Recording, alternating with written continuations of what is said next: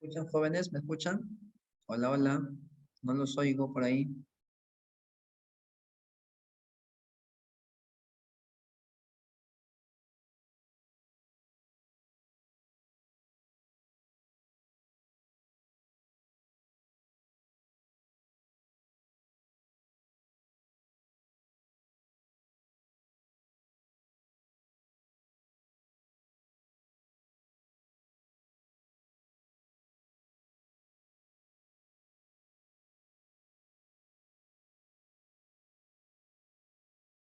Para dar inicio a la sesión. Bienvenidos al estudio de la época conocida como República Aristocrática. Al día de hoy, jóvenes, vamos a conocer la República Aristocrática. Es un periodo bastante amplio, bastante complejo. Son casi 20 años de historia del Perú. Eh,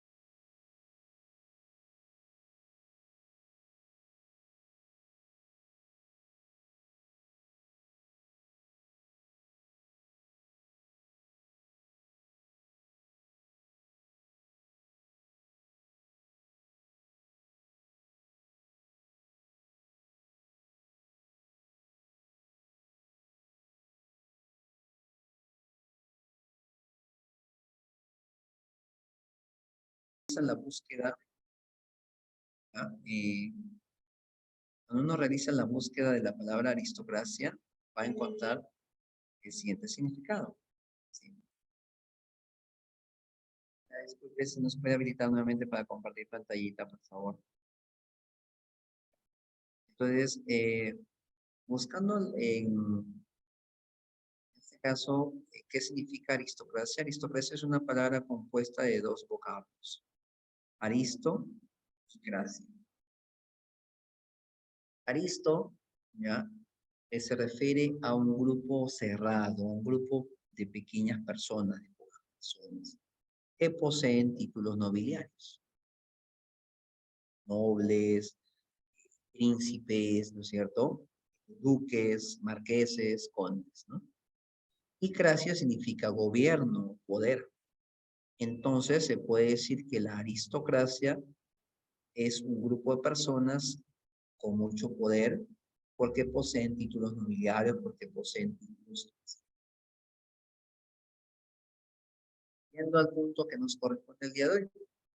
En el Perú, en el siglo XIX, en el siglo XX, no había reyes, no había duques, no había condes, no había príncipes, no había eso. Entonces, ¿por qué le han puesto república aristocrática a este periodo? Bueno, habría que preguntarle eso a un historiador que tú conoces muy bien y que te lo presenté en un capítulo anterior. Debes acordar de él. ¿Te acuerdas de Jorge Basadre? ¿Sí? ¿Te acuerdas de Jorge Basadre Groma? Él nació en Tacna. Él es un historiador de la República Peruana. Jorge Basadre inventó, creó, acuñó un término, república aristocrática. ¿Y qué es la república aristocrática? Es la época en la que en el Perú gobierna la aristocracia. La aristocracia. Profesor, pero hace un momento acaba de decir usted que en el Perú no habían príncipes, no habían reyes, no habían condes, no habían duques, no habían marqueses. Entonces, ¿quiénes son la aristocracia? Muy buena pregunta. La aristocracia son los que se creen príncipes, los que se creen duques, los que se creen marqueses, los que se creen... Puedes ver en la foto, que voy a ampliar ahora, que estos señores están vistiéndose elegantemente, con trajes elegantes, con sombrero elegante, para la época. Ellos son la aristocracia. Vamos a conocer alguna de estas familias que vivieron en el Perú hace casi 100 años atrás. Voy a encerrarlo con circulito rojo. Los Aspíllaga, que tenían haciendas en Cayaltí. Los Larco, que tenían haciendas en el norte. Los Candamo, que tenían haciendas en La Libertad. Los de La Piedra, que tenían haciendas en Pumalca, en La Libertad. Los Leguía, que tenían haciendas en Cañete. López de Romaña, que tenía haciendas en Arequipa. Los Irigoyen, que tenían haciendas en Puno. Los Gibson, que tenían haciendas en Puno. Los Ricketts, que tenían haciendas en Puno. Los Pardo, que tenían haciendas en La Libertad. Los Fernandini, que tenían minas en el Pasco. Todos ellos, encerrados en rojito, son aristócratas. Son gente que se cree importante. No son príncipes, no son duques, no son condes, pero ellos actúan como si fueran príncipes, como si fueran condes. Y especialmente los que voy a poner un check, los Aspíllaga, los Larco, los Candamo, los de La Piedra y los Pardo, ellos se hacían llamar los varones del azúcar. ¿Sabes qué significa varón con B labial? Varón es un título nobiliario. Es casi sinónimo de duque, de conde, de príncipe. Varón con B labial. Ellos entonces, los del norte, los que he puesto un check, se hacían llamar los varones del azúcar. O sea, ellos actuaban como príncipes, ellos se sentían príncipes. Ellos eran los aristócratas más importantes del Perú. Repito, la familia Aspíllaga, la familia de La Piedra, la familia Larco, la familia Pardo, la familia Candamo. También la familia Leguía. Entonces, ¿qué es la República Aristocrática? Es la época en la cual la aristocracia, quienes se sienten príncipes, quienes se sienten importantes, dominan el país, gobiernan el país. Y dentro de esa aristocracia, destacamos a los varones del azúcar. ¿Quiénes son los varones del azúcar? Los de La Piedra, con su hacienda en Pumalca, los Pardo, con su hacienda en Tucumán, los Aspíllaga, con su hacienda en Cayaltí, los Larco y los Candamo. Ellos son la aristocracia. O sea, ellos van a manejar el Perú, van a gobernar el Perú, ya sea con el Congreso, ya sea con la presidencia, con el Ejecutivo, con los ministerios, ellos van a manejar el Perú. Esa es la... Pero también te has podido dar cuenta que hay empresas extranjeras. Voy a encerrar con negrito una empresa extranjera, la Cerro de Pasco Mining Company. Te has podido dar cuenta de eso, ¿verdad? Y también sé que te has dado cuenta de otra cosa. Que en el Perú se vive de la minería. Mira, acá hay dos minas, una de los Fernandini y una extranjera estadounidense. Pero también vive la lana. Los tres últimos, Gibson Riggs y Irigoyen, se dedican a la exportación de lana. Y los de la costa, que son todos los que voy a encerrar un círculo negrito grande, se dedican a la exportación o del azúcar o del algodón. O sea que se dedican a la agroexportación. Entonces, en la República Aristocrática Jóvenes, el Perú no tiene un producto que exportar, guano o salitre. Tiene varios recursos: azúcar, algodón, minerales, lana, entre otros. Muy bien, bienvenido a la época de la República Aristocrática. Hasta aquí, ¿alguna pregunta o alguna duda? A ver, nos dicen que ahorita se ve que estamos compartiendo a Jorge Basadre. Muy bien, vamos entonces a ir de nuevo para que puedan ver el gráfico. Ahí está. Todos los que están encerrados en un circulito, ahora sí se ve, ¿sí? Dame un like, ¿sí? Ahora sí, Marjorie, muy bien, ¿sí? Perfecto. Todos los que están encerrados en un circulito son los hacendados. Los Espíllaga, los Larco, los Gildemeister, los Candamos, los de Guía, los Romaña, todos ellos se dedican a la exportación de azúcar y algodón. Pero los que están con cheque, o sea, los Pardo, los Candamo, los Larco, los Espíllaga, ellos se sienten varones de azúcar. Sienten gente importante, que viste la moda, con su smoking, con su gorro, no, perdón, con su sombrero, con su bastón. Hablaban inglés, hablaban francés, se hablaban en lengua extranjera, viajaban a diferentes lugares. Porque son la aristocracia, porque son los varones del azúcar. Pero también te has dado cuenta que los Irigoyen, los Gibson y los Ricketts se dedican a la producción, a la exportación de lana. Lana de oveja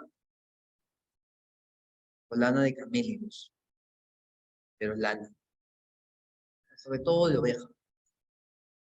Y te has dado cuenta que hay inversión en minas. La Cerro Pasco Mining es una empresa estadounidense y los Fernandini son empresarios, ¿no?, que invierten en minas. O sea que el Perú exporta minerales, exporta lana, exporta azúcar y exporta algodón. Son características principales de la República. Muy bien, hasta aquí, jóvenes. ¿Alguna pregunta o alguna duda? Por ahora todo claro. Por ahora. Muy bien. Vamos a comenzar entonces conociendo qué es la República Aristocrática.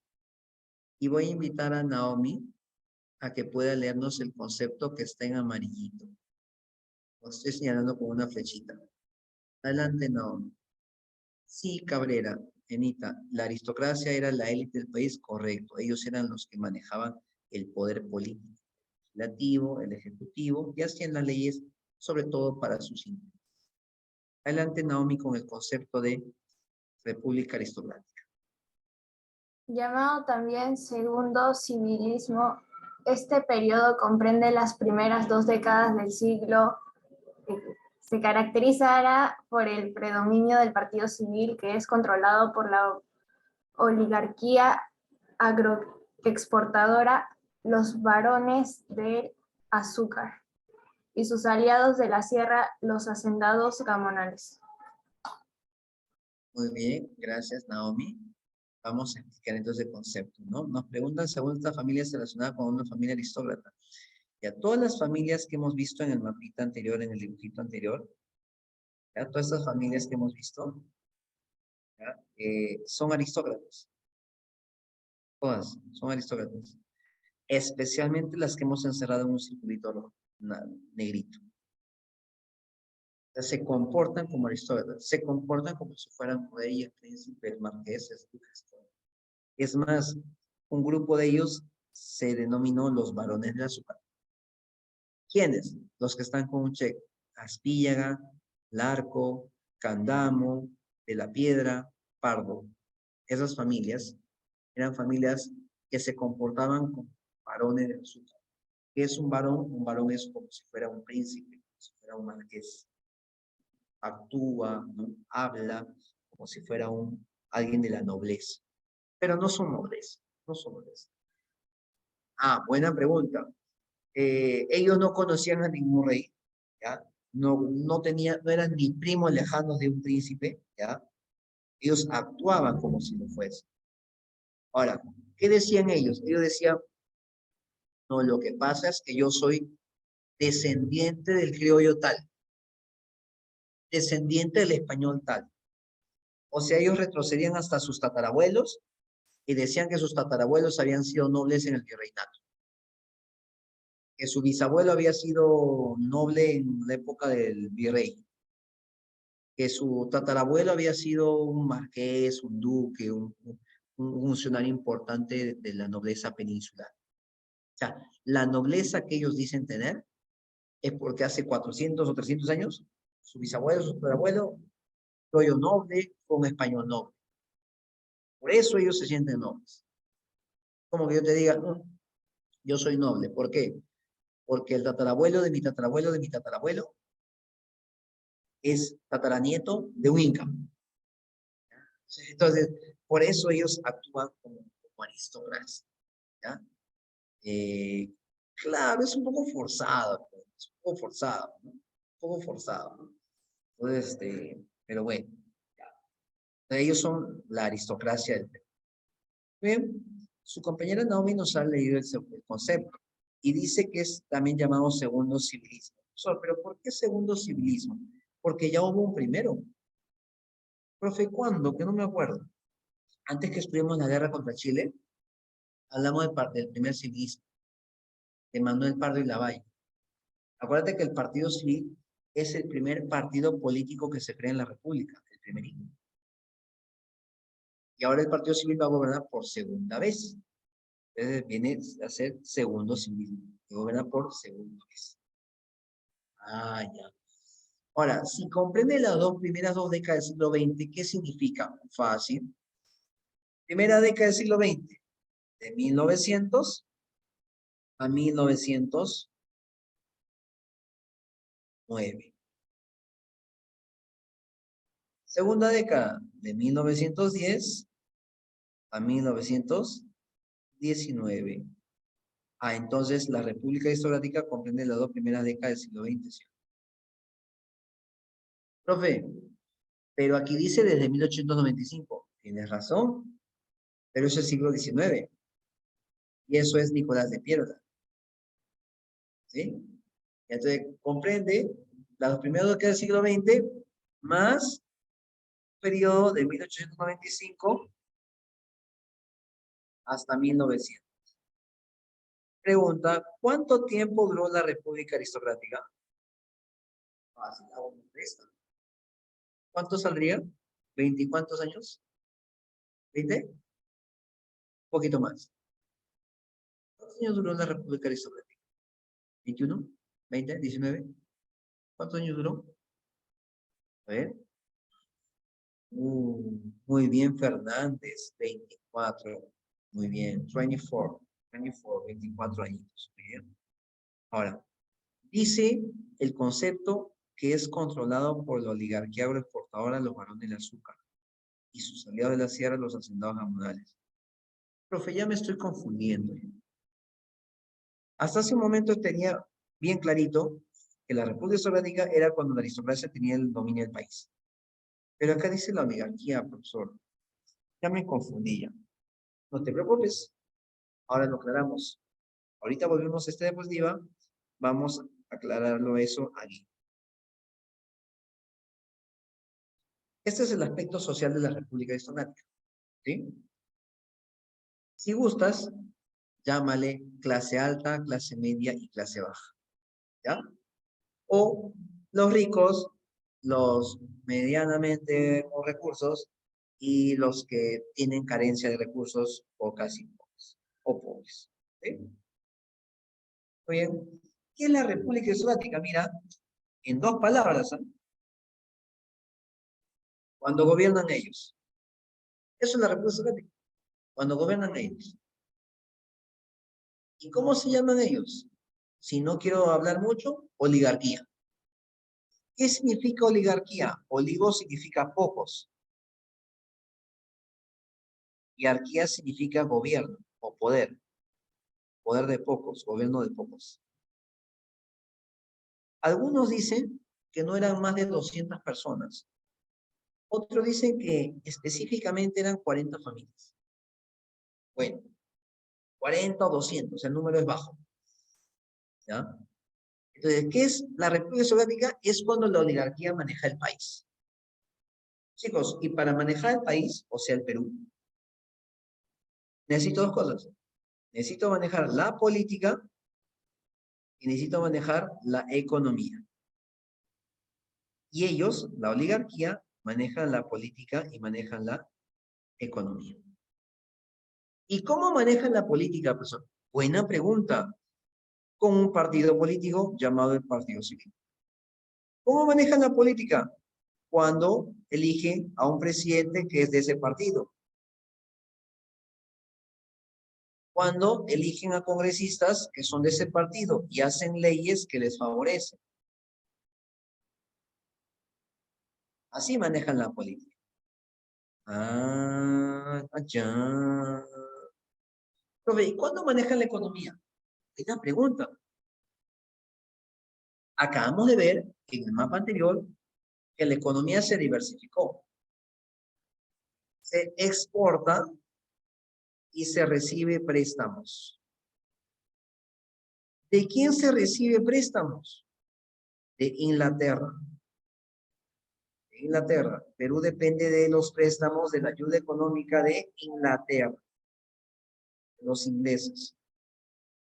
Profesor, ¿y qué exportamos a Europa o a Inglaterra? Exportamos azúcar. Exportamos algodón. Exportamos petróleo. Exportamos minerales. Exportamos caucho. Todo eso exportamos en la República Aristocrática. Vamos a jugar las adivinanzas, ¿ya? Ojo que las respuestas son costa, sierra y selva. ¿De dónde se exportaba el caucho? ¿De la costa, de la sierra o de la selva? De la selva. Muy bien, de la selva. Muy bien, Munibe, muy bien, Vigil. ¿De dónde se exportaba el mineral? El mineral. Profe, de las minas. Ya, muy bien. ¿Y dónde hay muchas minas? En la sierra, muy bien, Cabrera. ¿De dónde se exportaba el petróleo? Profe, petróleo en diferentes lugares. Más se exportaba de Piura, el petróleo de Piura.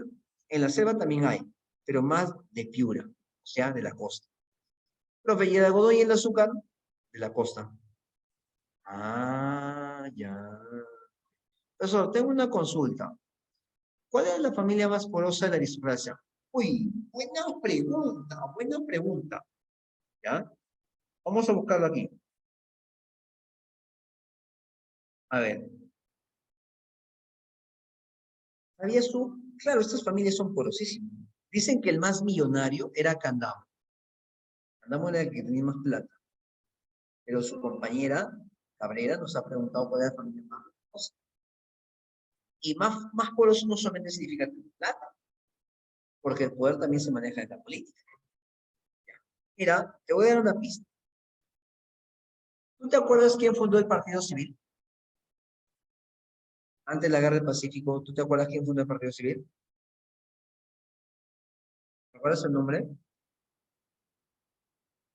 Manuel Pardo y Lavalle. Y su hijo va a gobernar en esta época. Y va a gobernar 2 veces. Entonces, ¿qué familia era una de las más poderosas? La familia Pardo. Era una de las más poderosas. Pardo fue 2 veces presidente. José Pardo. ¿Ya? José Pardo, el hijo de Manuel Pardo. ¿Ya? Muy bien. Ahora, sigamos. Ya, entonces, Ya sabes que es la República Aristocrática, la época en la que la oligarquía maneja el país. Profe, pero usted me dijo hace un rato que era la aristocracia la que manejaba el país. Y ahora me dice que es la oligarquía. Ya, mira, facilito. Si yo te digo aristocracia es como que yo te diga manzanas. Y si yo te digo oligarquía es como que te diga frutas. Pregunta, ¿la manzana es un tipo de fruta o no? Sí. La aristocracia es parte de la oligarquía.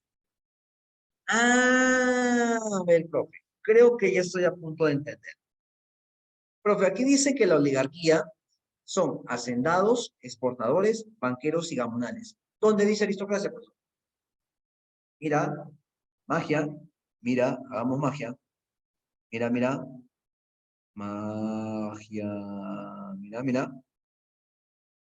Mira, voy a hacer magia. Magia, mira. Magia. Voy a hacer magia. Voy a hacer magia, magia, magia. Pregunta, ¿qué palabra estoy borrando? ¿Qué palabra estoy borrando? Estoy borrando una palabra, ¿sí o no? Profe, ya no veo. Profe, es una palabra con H. Sí. Y en su reemplazo voy a escribir aristócratas. Ah, profe, así hubiera empezado, profe.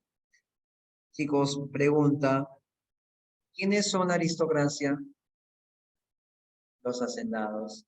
¿Qué son los hacendados? La aristocracia. Profe, ellos son los que se vestían así, con su smoking, con su sombrero así largo, que andaban con esto, que hablaban como inglés, como franceses, como extranjeros, que se creían príncipes. Sí, ellos son. Ah, ya. Profe, entonces, ¿ellos tienen poder? Sí, la aristocracia, o sea, los hacendados, o los exportadores, o los banqueros, o los gamonales. Profe, ¿quiénes son los gamonales? Los gamonales son los hacendados que viven en la sierra y que explotan a los campesinos en la sierra. Dime, hasta aquí, ¿me estás entendiendo? ¿Me estás captando? A ver, dame un check. A ver, vamos a ver. Por ahí Fernanda dice que sí, Naomi también, Munibe también. Perfecto, muy bien. Muy bien, chicos. Perfecto, vamos bien. Sigamos explicando la sociedad. Luego viene la clase media. ¿Quiénes están en la clase media? Algunos médicos, algunos ingenieros, algunos periodistas, algunos abogados, algunos arquitectos, algunos profesores, algunos comerciantes, algunos estudiantes universitarios. Ellos están en la clase media. Entonces, si tú en ese tiempo estás en la universidad, estás en la clase media. Porque estar en la universidad era complicado. No cualquiera podía ingresar a la universidad. ¿Ah? Es más, había esta discriminación. Pero por ahí siempre hay algunas excepciones. ¿Sabías tú que Julio César Tello estudió en San Marcos en esta época? ¿Mm? Sí. Y su Julio César Tello era guarochirán, era provinciano. Claro, al inicio también le hicieron bullying a Julio César Tello. ¿Y sabes qué carrera estudió Tello? Tello estudió medicina. ¿Ah? Profesor, ¿y quiénes serían el sector popular? El más discriminado de todos, el más ignorado de todos, lamentablemente. Indígenas, nativos, en la selva, las tribus, Mashigengas, Shipibos, Conibos, Ashánicas, todas esas tribus. Los Yanaconas, que eran los campesinos en la sierra que eran explotados. Los obreros. Los obreros trabajaban en esta época 14 horas, 15 horas, 16 horas diarias. ¿Dónde trabajaban los obreros? En las panerías, en las fábricas textiles, en Vitarte había fábricas textiles, en la fábrica de cervezas, en la fábrica de galletas, en la fábrica de ropas, textiles, en la fábrica de alimentos, en las fábricas de velas. ahí trabajando. ¿Sí? Ahora, ¿qué ocurre en la República Aristocrática?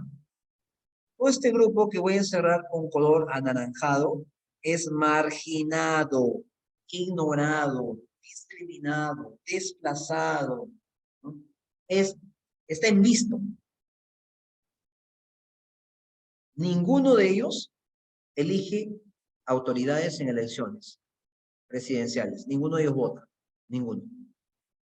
Para votar, tenías que ser mayor de edad, tenías que tener profesión, tenías que tener plata. ¿Quiénes cumplían esos requisitos? La oligarquía. La clase media, unos cuantos. Sector popular, ninguno. La ley era bien clara. Ser alfabeto, ser mayor de edad, tener propiedades, tener dinero, tener profesión. Y con eso un puñadito de personas nada más votaron. ¿Y me quedó claro esto del aspecto social en la República Aristocrática? Perfecto, muy bien, muy bien, muy bien. Naomi, muy bien, Fernández. Muy bien, Diego. Vamos ahora a la economía. Ya tú sabes, te voy a comentar hace un momento que en esta época el Perú exporta diferentes productos, diferentes materias primas, recursos naturales. Petróleo, caucho, minerales como la plata, lana de oveja, azúcar y algodón en la costa. ¿De qué lugar se explotaba mucho el petróleo?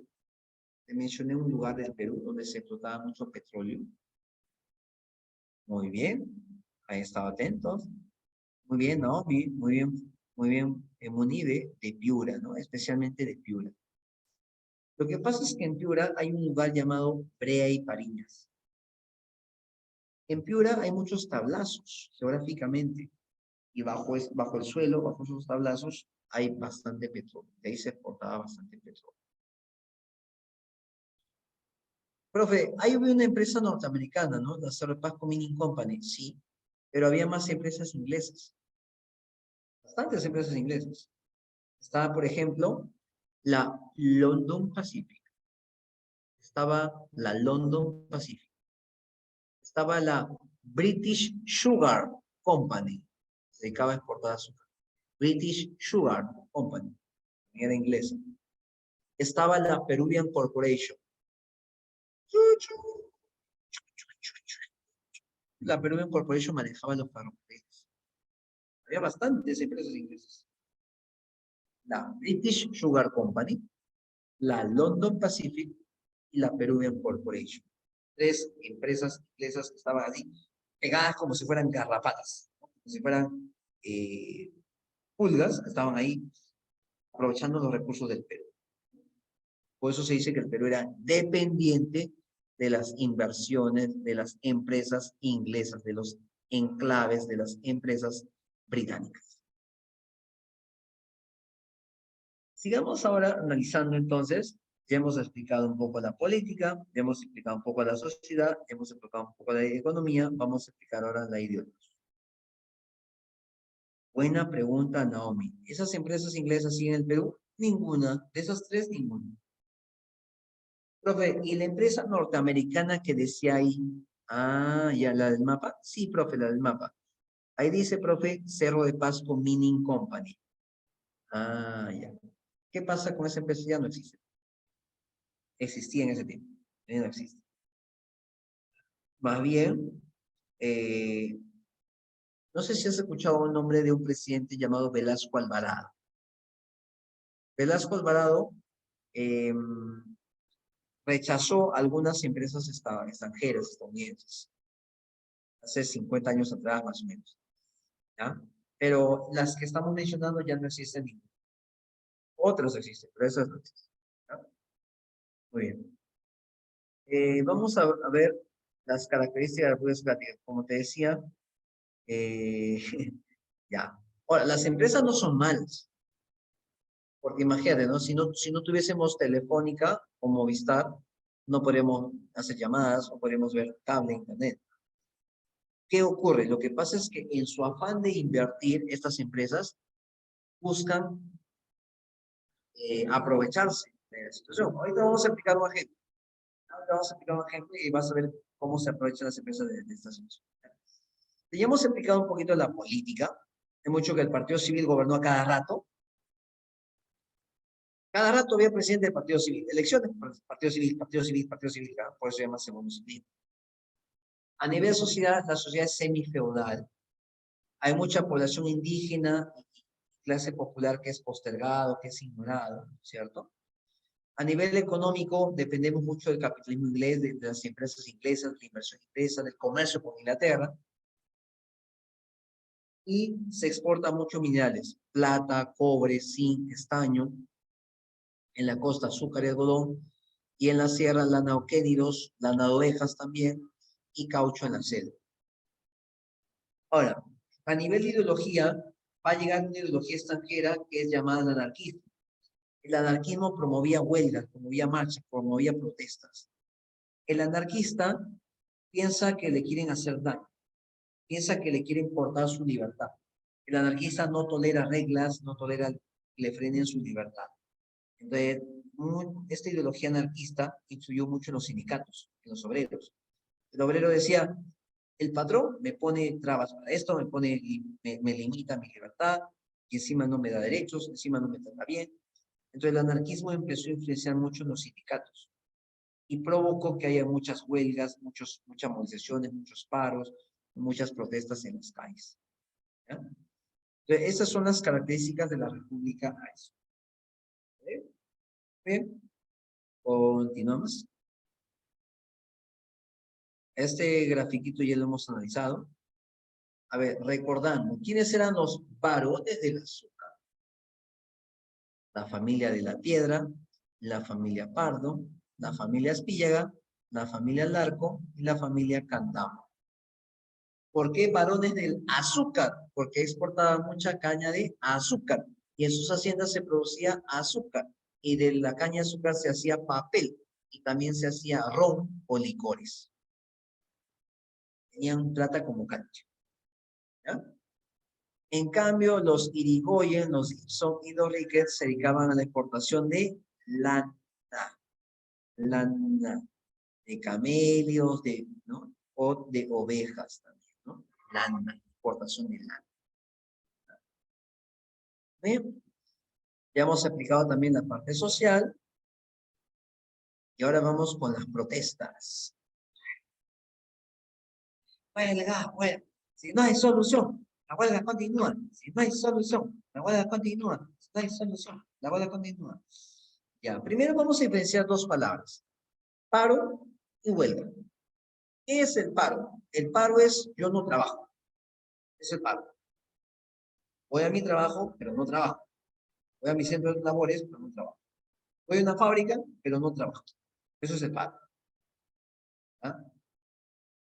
Eso es el paro. Voy a trabajar, pero no trabajo. O falto en mi trabajo. Faltamos un montón de personas y eso es un paro. Paro es no trabajar. ¿Eh? Y huelga es cuando la gente se moviliza, sale a las calles, reclama, protesta, grita. ¿Sí? Eso es huelga. ¿Ya? Pregunta, ¿en esta época habían paros o huelgas? Los dos. Paros y huelgas. ¿Ya?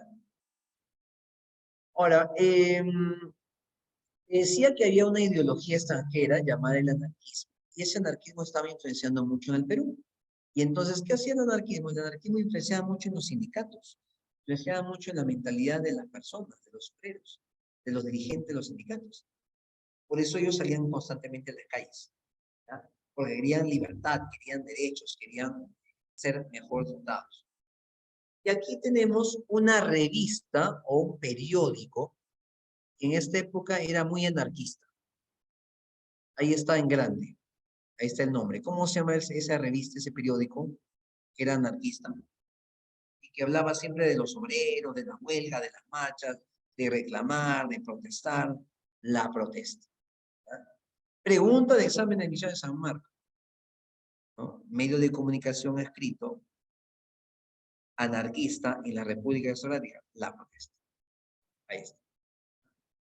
Ahora, tenemos también en la República Hidrográfica forma de explotación laboral. Es decir, cómo las empresas explotaban a los trabajadores. ¿Te acuerdas que te comenté que las empresas extranjeras venían al Perú y se aprovechaban de la inocencia de los trabajadores? Bien, te voy a explicar una forma de trabajo. Aquí está la Cerro de Pasco Mining Company. La Cerro de Pasco Mining Company es una empresa minera que va a estar en Cerro de Pasco para extraer cobre, plata, zinc, ¿no? ¿Y qué pasó? Esta empresa vino al Perú. Vino al Perú y aplicó lo que vamos a llamar el enganche. Aplicó lo que vamos a llamar el enganche. Profesor, ¿y qué es el enganche? Te voy a explicar cómo funciona el enganche en la mina, ¿ya? La mina de Cerro de Pasco Mining Company, cómo lo aplica. Digamos que tú eres un trabajador, un campesino, que busca comida, busca dinero para su familia, ¿no?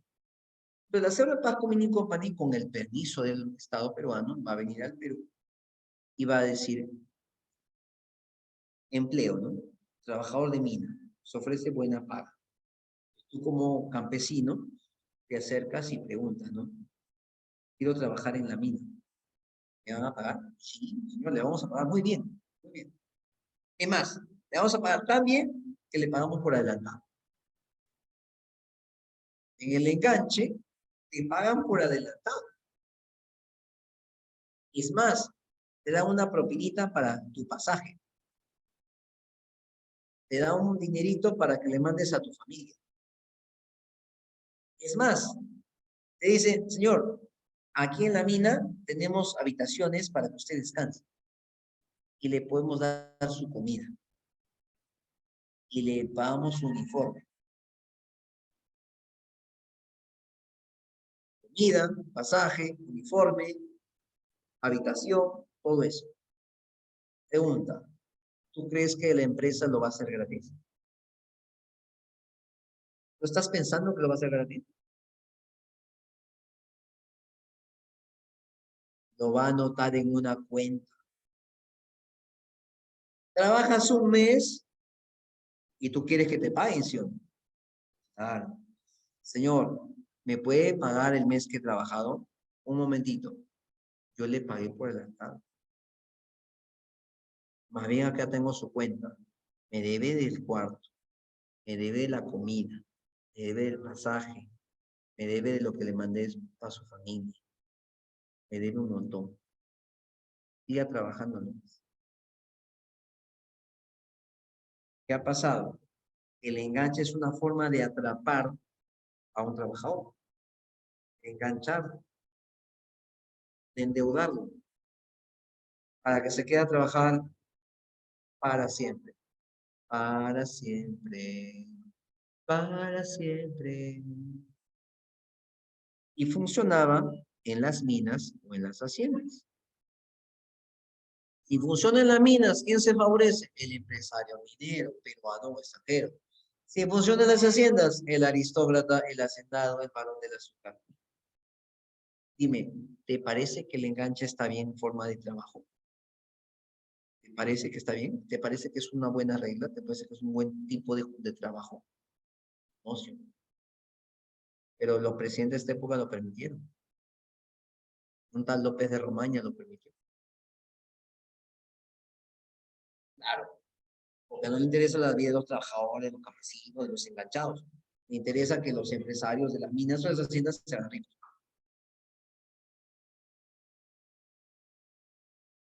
Tenemos 4 formas de explotación más.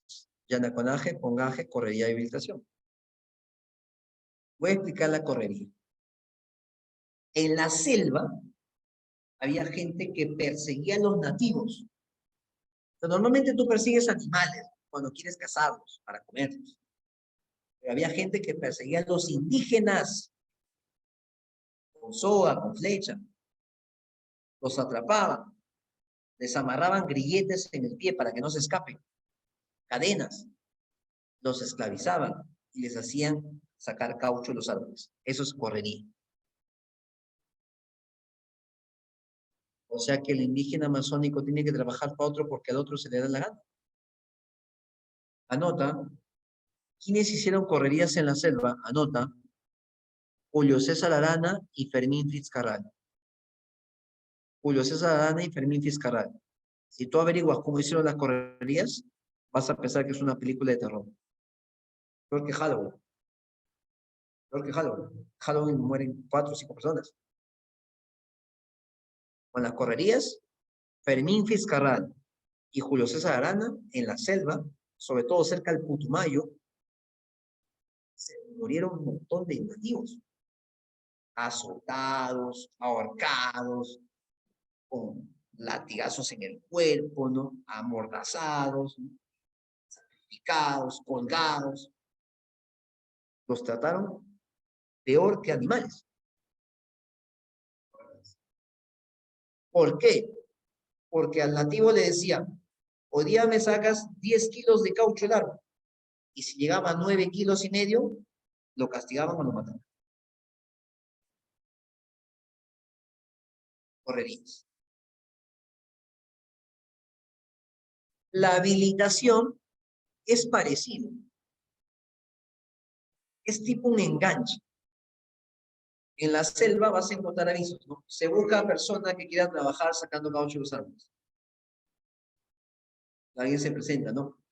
Yo quiero sacar caucho de los árboles. ¿Me van a pagar, no? Sí, me van a pagar. Le adelantaban el pago y después resulta que ese pago era muy bajo, entonces lo enganchaban para que se quede a trabajar varios meses, varios días, varias semanas. Era una especie de enganche, pero en la selva. Y tenemos el yanaconaje y el pongaje. El yanaconaje y el pongaje son de la época del virreinato. Lo trajeron los españoles y todavía existían. Fernández Mayori nos va a ayudar leyendo qué significa el yanaconaje. Adelante, Mayori, te escuchamos. El yanaconaje es una situación similar a de los siervos de la Edad Media. Los indígenas de los Andes trabajaron por una chacra. Correcto, ¿no? O sea, yo trabajo para un patrón a cambio de que el patrón me dé un espacito de tierra para vivir o para tener mi huerto. Pero a cambio tengo que trabajar en toda su chacra. Ahorita vamos a conocer a los presidentes de esta época, ¿no? Y recuerda que la próxima clase vamos a seguir estudiando a los presidentes de esta época. Muy bien, ahora vamos con el pongaje. Para el pongaje vamos a pedir que nos ayude con la lectura a Maite Cotrina. Maitecita, ¿nos ayuda por favor con el pongaje? Lectura nomás. Adelante, Maite.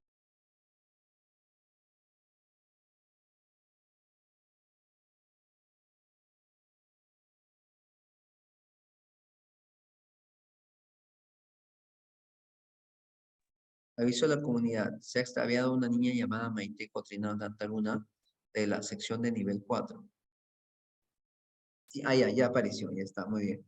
Sí, Maite, la pregunta es si puedes leer, por favor, dice el pongaje, concepto de pongaje. Es el trabajo doméstico gratuito al que están obligados los siervos durante algunos meses del año, en la casa del patrón o donde éste se lo envíe. Bien, ¿qué significa? Si yo soy un campesino, yo tengo que trabajar para mi patrón gratis. Ese es el pongaje. Tengo que trabajar gratis para mi patrón. ¿Por qué? Porque vivo en su chacra. Porque me ha dado 2 metros cuadrados de chacra, por eso tengo que trabajar en su casa gratis. Todo el año, todos los fines de semana, el día que el patrón me pida. Bien, vamos a conocer lo que su compañero estaba preguntándonos en el chat, quiénes fueron los responsables de estas injusticias. Ahí está Naomi. Aquí tenemos algunos de los que permitieron esa explotación en esa época. Algunos. Seguimos, a ellos lo vamos a seguir estudiando también, hay otros para la siguiente clase. Muy bien, a ver, Munibe Danjur. Munibe, ¿podrías leer, por favor, los nombres de estos presidentes, de qué año a qué año gobernaron y con qué partido político fueron presidentes? Vamos, Danjur Munibe. Nicolás de Piérola, 1895 a 1899, Partido Demócrata.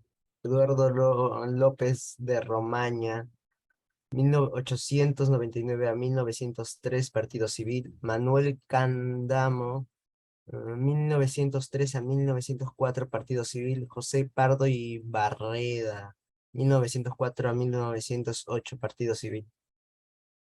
Gracias, Danjur. ¿Se han dado cuenta qué partido político gobernó más tiempo? Por eso se llama segundo civilismo.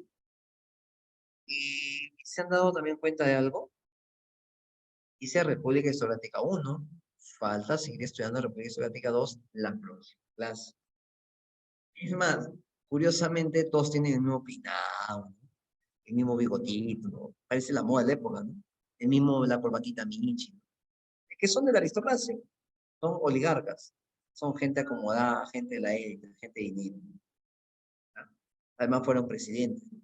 Tenían que vestirse pues como dignatarios. Muy bien. Claro que sí, Diego, claro que sí.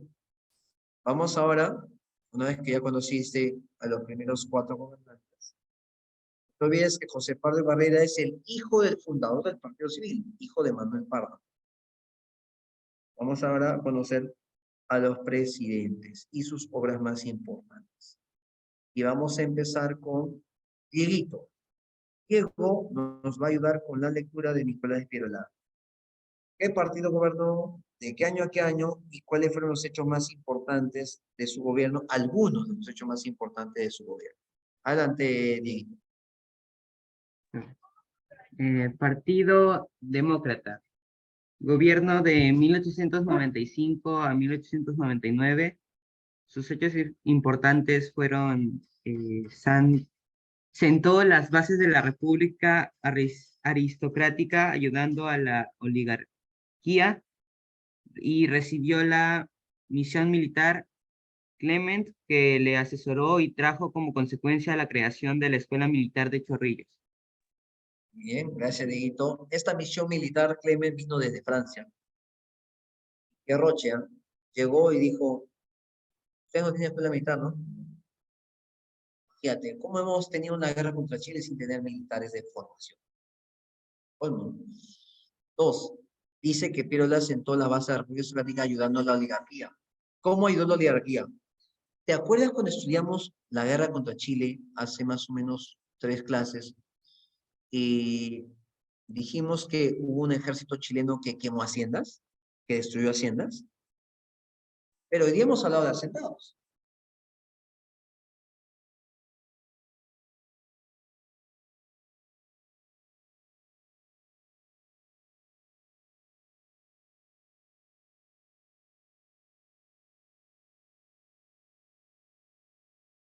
Es que muchos hacendados recuperaron, reconstruyeron sus haciendas, reinvirtieron sus haciendas, compraron tecnología para sus haciendas porque los apoyó un presidente, Nicolás de Piero. Ahora todo tiene sentido.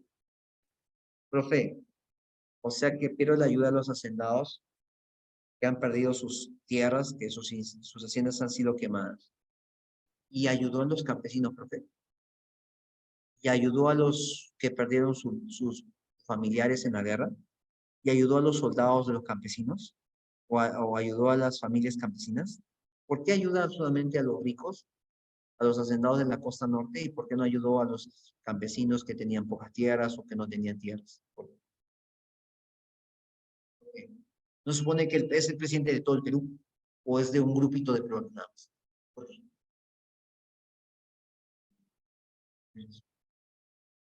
Vamos con Eduardo López de Romaña. Y vamos a pedirle a José Rodríguez que pueda leer lo que hizo Eduardo López de Romaña. José Rodríguez, adelante.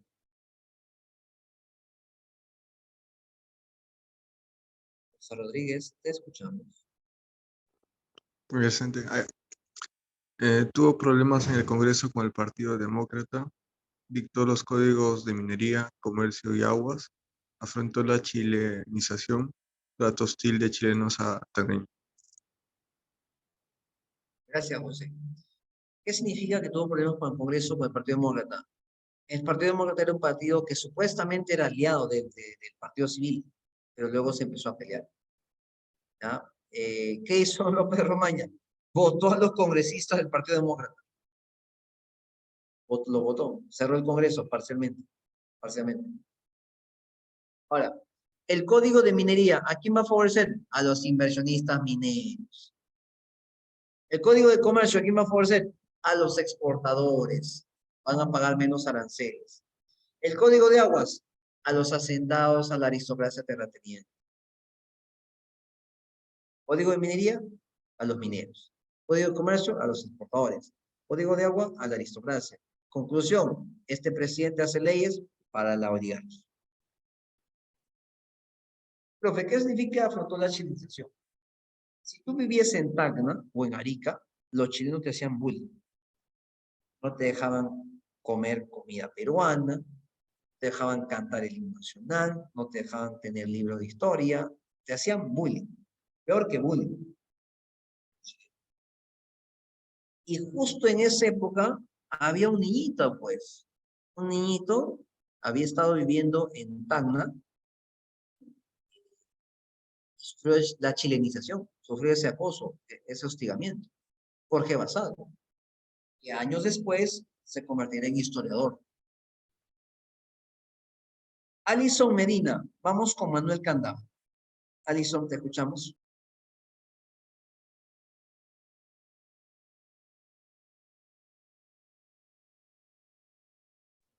Se construyó en Tranvía de Lima y tuvo un breve gobierno. Muy bien. Vamos a conocer qué es un tranvía o cómo funcionaba un tranvía en esa época. También bien curiosito, es un medio de comunicación eléctrico. ¿Ya? Eléctrico. Aquí está, mira. Te presento el tranvía de Lima.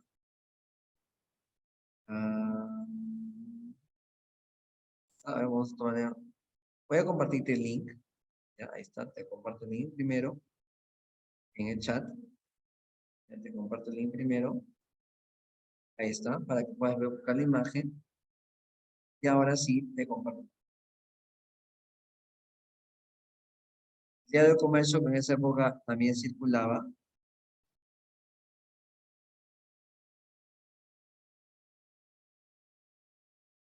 Esa propaganda, esa publicidad. A ver, te presento el tranvía de Lima. ¿Se ve ahí el tranvía? Ahí está. Es como un vagón de un tren, pero sin lunas. Curioso, ¿no? Mira la gente, mira. Hace 100 años, ¿no? O hace casi cerca de 100 años. La gente mira cómo anda en el tranvía. Claro, funciona con electricidad. ¿Está bien? Muy bien. Seguimos y vamos con el último, el día de hoy, José Pardo y Barreda. Vamos a invitar a Marianita. Marianita, ¿qué hizo José Pardo y Barreda en su gobierno con el Partido Civil? Adelante, Marianita. Más importante, líder del civilismo, la Federación de Panaderos Estrella Roja del Perú salió a marchar y exigió por primera vez la jornada laboral de 8 horas. Se enfrentó a un problema de tensión fronteriza con Ecuador en 1904 y se realizó una reforma educativa en el nivel primario y mayor presupuesto a la educación superior. Gracias, Marianita. Ojo que la Federación de Panaderos salió a marchar, pidió las 8 de trabajo, pero no les dieron. Dieron a pedir. Es más, hubo un congresista llamado José Matías Manzanilla que hizo un proyecto de ley para que le den derecho a los obreros. Y ese proyecto de ley lo guardaron. El Congreso no lo quiso debatir. ¿Por qué es el más importante líder del civilismo? Porque llegó a ser 2 veces presidente. Además, era heredero e hijo del fundador del partido. ¿Ya? ¿Realizó una reforma educativa en el nivel primario? Sí. Su papá había establecido que la educación primaria era gratuita y obligatoria en primer y segundo grado. ¿Qué hace José Pardo? Hace obligatoria y gratuita todos los grados de la primaria. También le da mayor presupuesto, mayor dinero a San Marcos para que haga investigaciones. A propósito, el Partido Civil y San Marcos eran pinquis. Si tú querías buscar algún civilista, lo puedes encontrar en San Marcos. El rector podía ser civilista, un catedrático podía ser Partido Civil. También se construyó la cripta de los héroes. ¿Alguno de ustedes conoce la cripta de los héroes? ¿Ha escuchado hablar de la cripta de los héroes? ¿Nadie? La cripta de los héroes queda aquí cerquita nomás. ¿No? ¿No has escuchado? ¿Has escuchado hablar de el cementerio presbítero maestro? ¿Está aquí cerquita? ¿No? ¿No has escuchado? ¿No? Acá está en el Agustino. Mira, en la cripta de los héroes vas a encontrar, por ejemplo, la tumba de Bolognesi, la tumba de Miguel Grau, la tumba de Cáceres, la tumba de Alfonso Ugarte. Ahí están, la cripta de los héroes. Esa es la cripta de los héroes. Está a casita nomás, en el Agustino. ¿Ustedes han ido por Totus? Ya, ¿han ido por el cine de aquí del Agustino? No, no se pueden abrir. Puedes entrar, o sea, puedes entrar hasta una parte. La tumba no se puede abrir. Y justamente, a raíz de que se llevan todos los restos, ¿no? y todos los cadáveres, hay alguien que se va a atrever a pintar a Alfonso Ugarte. Sí, hay alguien que se va a atrever a pintar a Alfonso Ugarte. En 1905. Y es un italiano. El italiano Lodovico Marazzani. A ver, quiero que me sigas aquí. Balbín Bernal, ¿puedes leer, por favor, qué dice en la parte de abajo del cuadro de la pintura? Adelante, Balbín. Ugarte arrojándose del morro de Arica, pintura realizada por Lodovico Muy bien. Marazzani. Pintura. Pintura. No dice foto, dice pintura. Ahora yo les hago una pregunta.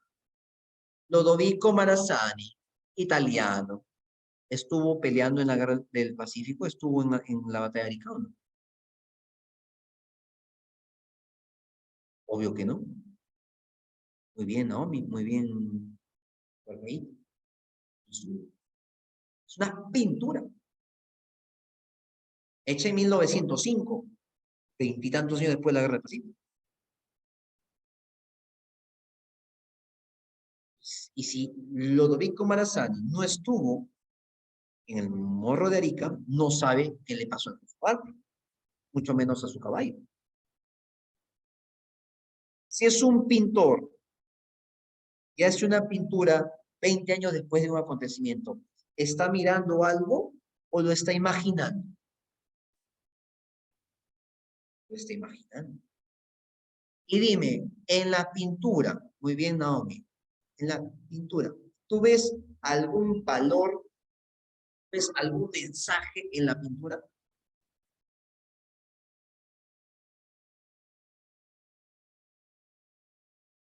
¿No ves algún valor, algún mensaje? ¿Qué está haciendo Alfonso Ugarte? En la pintura, tomando una bandera, y está cayendo o lanzándose un abismo. Entonces, muy bien, Fernández. Marazzani te está mandando un mensaje. Te está diciendo, Alfonso Ugarte fue un valiente, fue un héroe, fue alguien que se sacrificó. Eso es lo que te está diciendo. El mensaje es, acuérdate que Alfonso Ugarte fue un héroe, acuérdate que peleó, acuérdate que se sacrificó. Ese es el mensaje. Ese es el mensaje. Pero en ningún momento Lodovico Marazzani está diciendo, Alfonso Ugarte murió así, ¿no? Recuerda que es una pintura. Y es imaginación. Lodovico Marasani, un italiano. También en el gobierno de José Pardo y Barreda,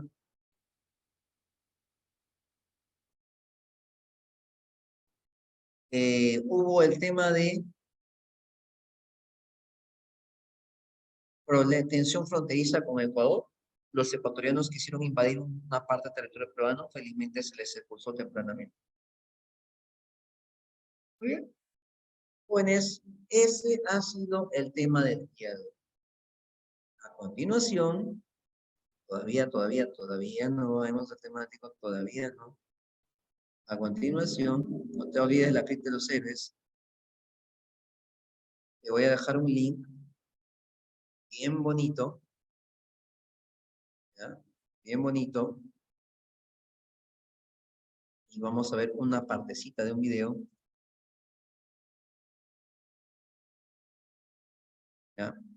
Esta es una colección que el diario El Comercio publicó hace como 20 años.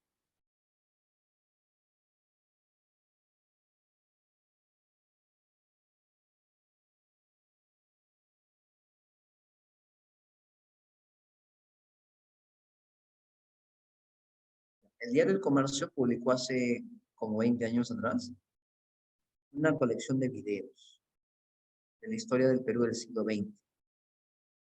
¿Ya? Bien chévere, bien bonito. Ahí te estoy dejando el link. Vamos a ver una partecita de ese video. Y luego te indico para ir al tema. Adelante con el video. Me confirmas, por favor, si se escucha muy bien en el chat. ¿Ya?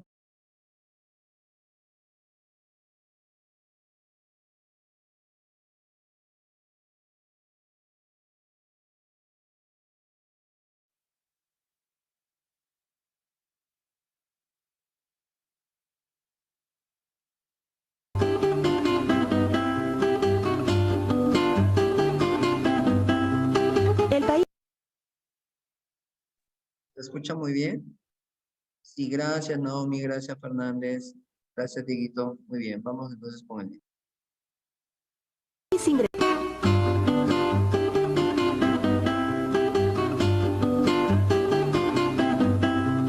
El país ingresó al nuevo siglo en un acelerado proceso de modernización. El gobierno de Pierola, con su eficiente política fiscal, provocó una notable recuperación económica. Los presidentes que lo sucedieron encuentran un país fortalecido. Los peruanos inauguran un grito guerrero. ¡Gol! El fútbol se convierte en una pasión. A la Fundación de Ciclista Lima le sigue la de la Alianza Lima en 1901. Se juegan ardorosos partidos en lo que es hoy el Campo de Marte y en Lima Cricket. Aparecen nuevos personajes en la escena política. Con las primeras fábricas surgen los obreros y con ellos llegan las leyes laborales. Nuevos barrios crecen alrededor de Lima Cuadrada. La Victoria sería en aquel tiempo el más popular. A la urbe del asfalto y los edificios de estilo francés le cantó un género popular que ganaba envergadura, la música criolla. Felipe Pinglo Alba había nacido en 1899 en esta Lima jaranera y el vals comenzó a desplazar a los pasodobles y foxtrots.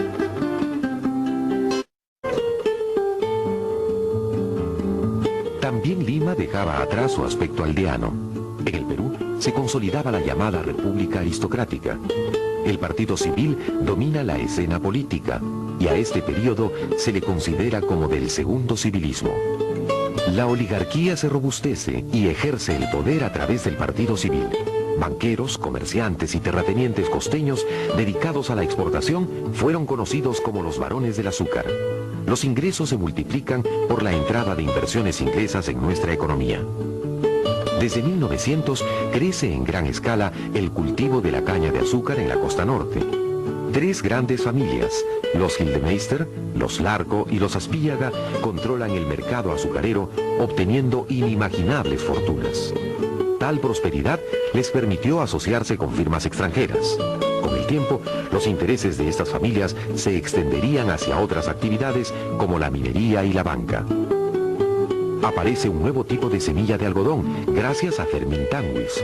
Este algodón posee una fuerte resistencia a las plagas que azotaban los cultivos de toda la costa. El hallazgo de Tanguis permitió el despegue de la agricultura algodonera en el Perú. La vida en Lima también se modernizaba. La capital peruana, que aún tenía murallas, hizo de su centro foco de radiación. Abiertas sus compuertas, en 1903 se termina de construir el tranvía de Lima a Chorrillos. El camino que llevaba al Callao se cubre de asfalto y el cine llega al Salón de Estrasburgo, de la Plaza de Armas. En 1901, una epidemia de viruela atacó Lima y un año más tarde surge al este un nuevo barrio, La Victoria, que al principio fue morada de los obreros textiles. Con la inauguración del hipódromo de Santa Beatriz, en 1903, la clase más acomodada de Lima encuentra su espacio público ideal. Las carreras de caballos reunía a la crema innata de la aristocracia, y la moda tuvo que mirar los folletines de las damas y caballeros de París. El Jirón de la Unión luce sus primeros cafés y es el epicentro de las modas y las nuevas ideas. Lima no era una fiesta, pero se parecía. En 1905 se inaugura el monumento a Bolognesi. La plaza del mismo nombre hizo que la ciudad divise otro punto de expansión. Desde 1906 se nota un auge en las nuevas construcciones. Y al año siguiente, cuando acodan en el Callao los nuevos buques Grau y Bolognesi, los carnavales se juegan con harta agua y talco, provocando tanto alegría como contusos. En 1901, la entonces provincia de Tacna se encuentra ocupada por Chile, tras la Guerra del Pacífico. Los peruanos residentes solicitan sacar la bandera en procesión por fiestas patrias. La autoridad chilena acepta con una condición: no realizar ningún grito hostil, es decir, ningún ¡Viva el Perú! Desde esa vez, la bandera peruana gana las calles y mantiene vivo el espíritu de un país orgulloso de sus hijos y sus héroes.